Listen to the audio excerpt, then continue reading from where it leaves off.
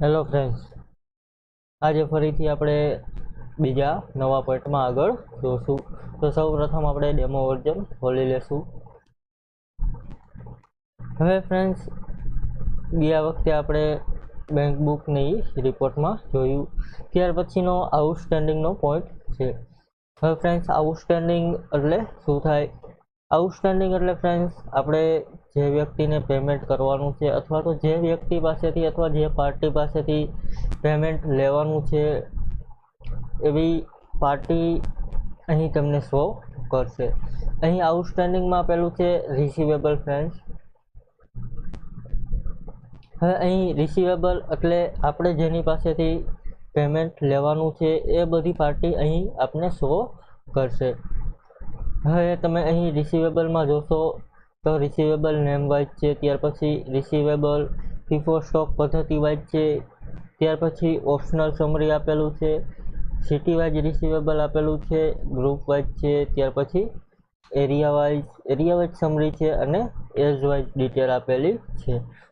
અહીં આપણે receivable name wise જોશું. ફ્રેન્ડ્સ, હવે અહીં રિસીવેબલ જે આપેલા છે એ બધામાં સિટી વાઇઝ તમને અથવા તો તમે જે પ્રમાણે સિલેક્ટ કરશો એ પ્રમાણે તમને પેમેન્ટ કેની પાસેથી કેટલું લેવાનું છે એ શો કરશે. અહીં આપણે રિસીવેબલ નેમ વાઇઝ કરીશું.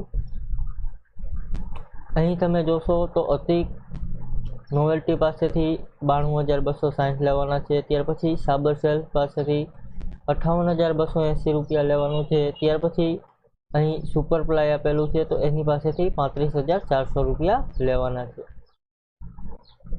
આ પ્રમાણે અહીં તમને જેની પાસેથી પેમેન્ટ લેવાનું છે એની ડિટેલ તમને શો કરશે.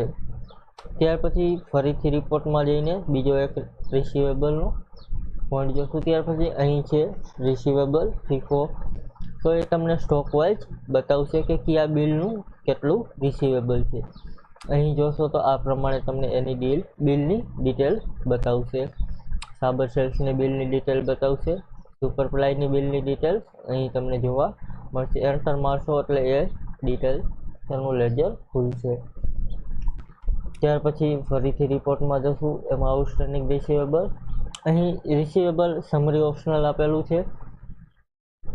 એમાં પણ જે આપણે પહેલું ફોર્મેટ જોયું એ જ પ્રમાણે અહીં ફોર્મેટ તમને જોવા મળશે. આ પ્રમાણે ફ્રેન્ડ્સ, રિસીવેબલ રિપોર્ટ તમે કાઢી શકો છો અને તમે સરળતાપૂર્વક જોઈ શકો છો કે જેની પાસેથી કેટલું પેમેન્ટ આપણે લેવાનું છે. Thank you friends. આજનો પોઈન્ટ અહીં પૂરો કરીએ. કાલે ફરીથી પેયેબલ જોશું. થેન્ક